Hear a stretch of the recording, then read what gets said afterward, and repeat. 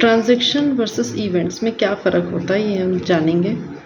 Transaction जो होता है परफॉर्मेंस ऑफ बिजनेस एक्टिविटी होता है, मतलब जिसमें एफर्ट्स इन्वॉल्व हो, यानी कि कोई ट्रांजैक्शन हो रहा हो, जैसे कि परचेज है, सेल है, कैश डिपॉजिट कर रहे हैं बैंक में, बैंक से विड्रॉ कर रहे हैं, पैसे मिल रहे हैं, पैसे जा रहे हैं, कैश। तो ये है कि परफॉर्मेंस ऑफ बिजनेस एक्टिविटी होना चाहिए। सेल्स रिटर्न हो रहा है, परचेज रिटर्न हो रहा है, बिल्स रिसीवेबल हो रहा है, बिल्स पेबल हो रहा है।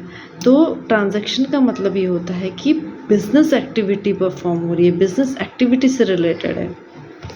इवेंट का मतलब ये होता है कि रिजल्ट ऑफ ट्रांजैक्शन, जो हमने ट्रांजैक्शंस किए हैं उसका रिजल्ट क्या आ रहा है, या तो लॉस होगा या प्रॉफिट होगा। तो यहाँ और इसमें कोई एफर्ट्स भी इन्वॉल्व नहीं होता, हम कुछ काम नहीं कर रहे हैं, बिजनेस से रिलेटेड कोई काम नहीं कर रहे हैं।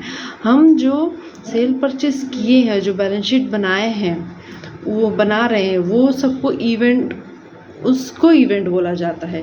मतलब कि महीने का क्लोजिंग स्टॉक या ईयरली क्लोजिंग स्टॉक कैलकुलेशन करना, प्रॉफिट है या लॉस है, इसे कहते हैं इवेंट। एक इवेंट का होना, एक बिजनेस में एक इवेंट का होना, चाहे वो मंथली हो, क्वार्टरली हो, हाफ ईयरली हो या एनुअली हो।